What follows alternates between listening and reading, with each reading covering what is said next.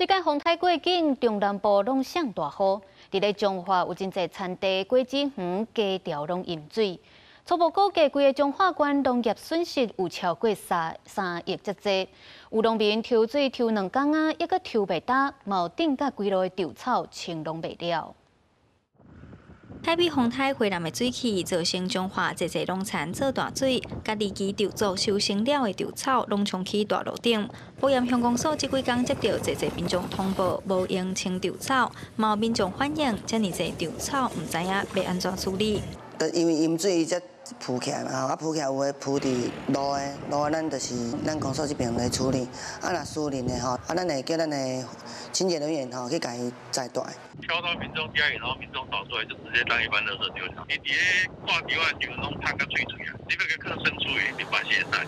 除了农田做大水，福庆乡的果园嘛是淹几片，有的是结果已经开始落果。农民预估这一期的收成可能会减少1/4，花龙果的部分目前也看袂出损失，会当挽的就赶紧挽。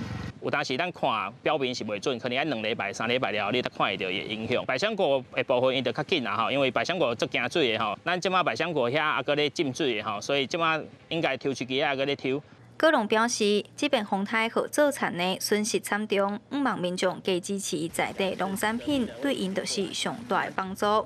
那彰化县政府初步估计，彰化整体农损超过3亿，目前已经全品项纳入现金救助。南彰化地区饲猪场甲饲鸡场同款淹水严重，农业部27暗时紧急公告第2波农业天然灾害现金救助，彰化县ทั่无全品项拢有现金救助，为2月即天开始到8月初6受理申请补助。记者杨淑静彰化报道。